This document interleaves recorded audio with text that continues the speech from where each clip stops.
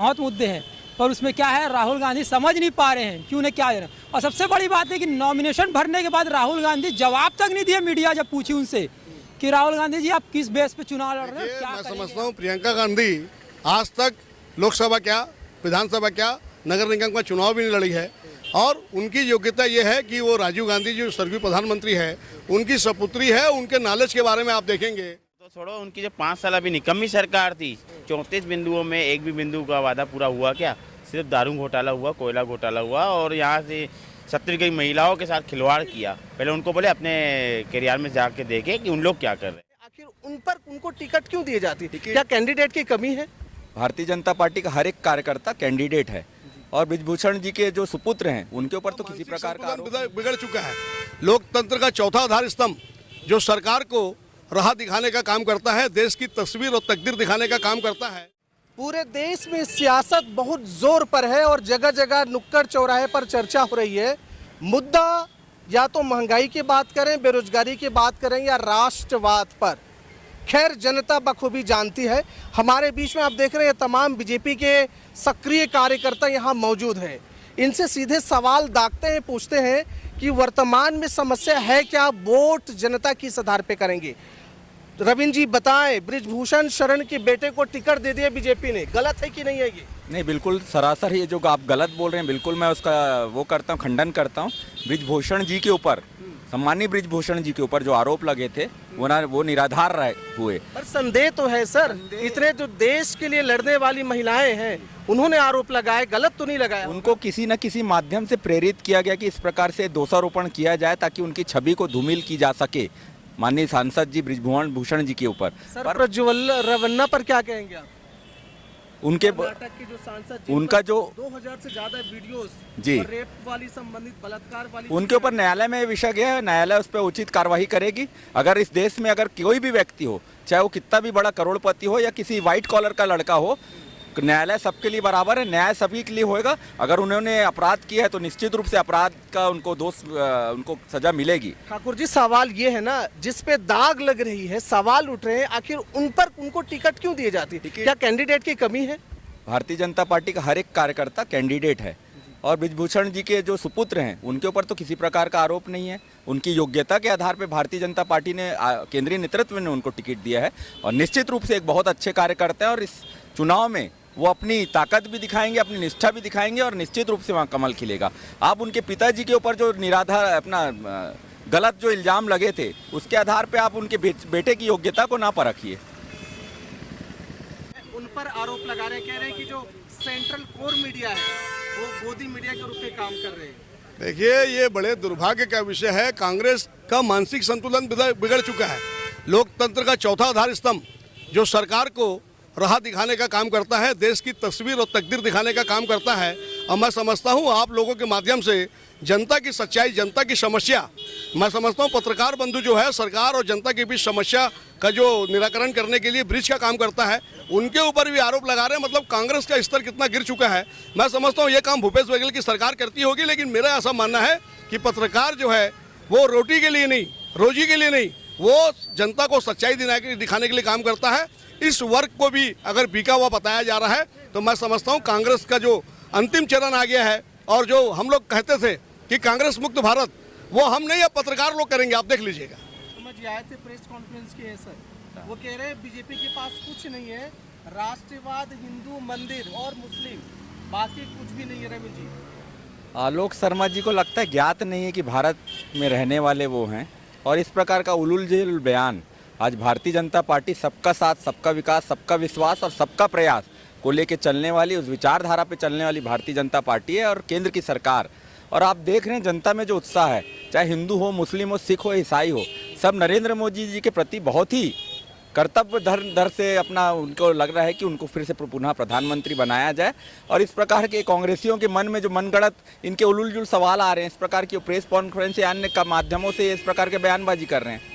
आप बार बार आरोप लगाते हो नक्सली को लेकर, उनके शीर्ष नेता नक्सली हमले में चले गए। हाँ, उस षड्यंत्र के पीछे कौन था यह भी तो जांच का विषय है। इसके पूर्व में जो सरकार थी, भूपेश बघेल की सरकार थी, कांग्रेस की सरकार थी, SITओं का गठन किया गया था। क्या निर्णय लिया 5 सालों में? क्योंकि उसमें उनके लोग सम्मिलित थे, इसलिए उस बात को दबाया गया।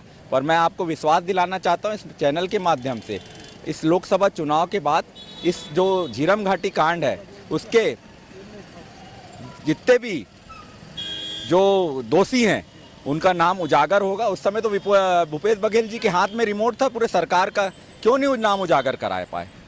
यह बहुत ही सोचनीय विषय है और भारतीय जनता पार्टी के प्रति जनता का उत्साह भी है, जनता का विश्वास भी है श्री नरेंद्र मोदी जी के प्रति। और आपको मैं आश्वस्त कराता हूँ 11 की 11 हमारे रायपुर लोकसभा को लेके हमारे पूरे प्रदेश की 11 सीट भारतीय जनता पार्टी की झोली में जा रही है। सर मनीष जी, आलोक शर्मा ने एक और सवाल दागा है बीजेपी पे। पुराना चुनाव में, सांसदीय चुनाव में जो वादे किए थे कितने पूरे किए हैं? उनसे ये पूछो कितने पूरे नहीं हुए हैं। वो तो छोड़ो, उनकी जो 5 साल अभी निकम्मी सरकार थी, 34 बिंदुओं में एक भी बिंदु का वादा पूरा हुआ क्या? सिर्फ दारू घोटाला हुआ, कोयला घोटाला हुआ और यहाँ से 70 की महिलाओं के साथ खिलवाड़ किया। पहले उनको बोले अपने कैरियर में जाके देखे कि उन लोग क्या कर रहे हैं, फिर भाजपा के ऊपर आरोप लगाएंगे। सर आप लोग तो फिर वो मंगलसूत्र में आ जाते हैं। नहीं, देखो मोदी जी ने ऐसा नहीं बोला है, वो लोग उनकी सोच गलत है, उनकी सोच गलत है। इसलिए क्या बोला मैंने? वो बोले हैं कि अगर ऐसा करोगे तो आपके मंगलसूत्र बेच देंगे उन लोग, माने बेच देंगे, माने हम लोग को माने उन लोग खरीद लेंगे।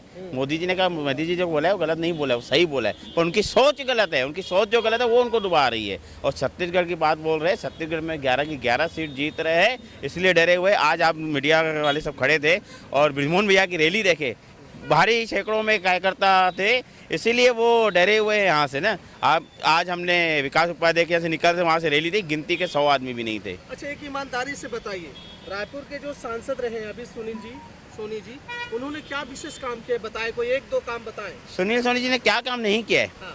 आज 10 साल में नहीं कर रहे ना। देखो स्कूल बने और कई सड़कें हुई, सब मिलके आके केंद्रीय नेतृत्व के साथ बैठ के काम किए है ना। सेंट्रल से तय होता है, नरेंद्र मोदी जी के तय होता है। और आज हमारे छत्तीसगढ़ में 5 साल तो उनकी सरकार थी, तभी भी यहाँ पर काम हुआ है। 16,000 करोड़ रुपए गरीबों के लिए, आवास के लिए पैसा आया हुआ था, इन्होंने पैसा वापस भेज दिया क्योंकि इनको 40% पैसा देने की औकात नहीं थी कि पार्टी में।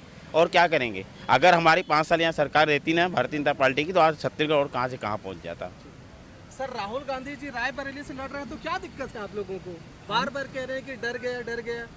देखिए, अमेठी से पहले था और फिर उसके बाद गए वायनाड। तो आज वायनाड से आके रायबरेली में भरने का मतलब क्या है? मतलब राहुल गांधी का डर तो गए नहीं। देखिए, देश है, कहीं से भी कोई भी लड़ सकता है, पर जिस जगह में आप गए और आपको वहाँ की जनता ने प्यार से जिताया भी, ठीक है, आज उसी जनता को छोड़ के आप रायबरेली से भर रहे हैं, मतलब डर तो है कहीं ना कहीं। और आप छोड़ के भगने की देख रहे हैं कि मतलब आपको लग रहा है कि आपकी ज़मीन वहाँ से खिसक रही है। वो कह रहे हैं आपके पास मुद्दा नहीं तो राहुल बाबा पे आ गए। मुद्दे तो इतने सारे हैं कि शायद कांग्रेस उसमें बह जाएगी, कि बहुत मुद्दे हैं, पर उसमें क्या है, राहुल गांधी समझ नहीं पा रहे हैं कि उन्हें क्या देना। और सबसे बड़ी बात है कि नॉमिनेशन भरने के बाद राहुल गांधी जवाब तक नहीं दिए। मीडिया जब पूछी उनसे कि राहुल गांधी जी आप किस बेस पे चुनाव लड़ रहे हैं और क्या करेंगे यहाँ पर, तो कुछ नहीं बोले। और उनकी एक बहन आ गई जवाब देने के लिए कि हम तो भारी लीडों से जीत रहे हैं। तो आप किस प्रकार जीत रहे हैं मुझे समझ नहीं आता। देखिए, मैं समझता हूँ प्रियंका गांधी आज तक लोकसभा क्या, विधानसभा क्या, नगर निगम का चुनाव भी नहीं लड़ी है। और उनकी योग्यता ये है कि वो राजीव गांधी जो स्वर्गीय प्रधानमंत्री है उनकी सपुत्री है। उनके नॉलेज के बारे में आप देखेंगे, रामायण के बारे में जो बताती है उनको जानकारी नहीं है। वो किसी भी विषय पर अगर बात करती है तो उनको ना कोई तथ्यों की जानकारी है, ना विषय की जानकारी है, ना इनको भारतीय कल्चर की जानकारी है। छत्तीसगढ़ का और का कल्चर तो छोड़ दीजिए, हिंदुस्तान का क्या कल्चर है उसको मालूम नहीं है। आपने कभी देखा है कि वो कभी आपको चूड़ी में, बिंदी में, कभी पायल में दिखी है? जब वो मैं पूछना चाहूँगा, करीना कपूर ने शादी किया खान से, तो वो खान कहलाती है, तो इनके दादाजी तो खान थे, ये कहाँ से ब्राह्मण हो गए? ये तो सवाल है ना, इनसे पूछना जाना चाहिए। और जहाँ तक देश के विकास की बात है, तो इस परिवार ने खाली भ्रष्टाचार करने का काम किया है। क्या 2G घोटाला, 3G घोटाला, क्या कोयला घोटाला, जितने घोटाले हुए हैं वो कांग्रेस की सरकार में हुए हैं। 10 साल में नरेंद्र मोदी की सरकार में आप बता दीजिए, काजल की कोठरी में रह के अगर कोई बेदाग है तो वो देश का प्रधानमंत्री नरेंद्र मोदी है। ये भी भारतीय जनता पार्टी के कार्यकर्ताओं के लिए और देश के लिए गर्व की बात है।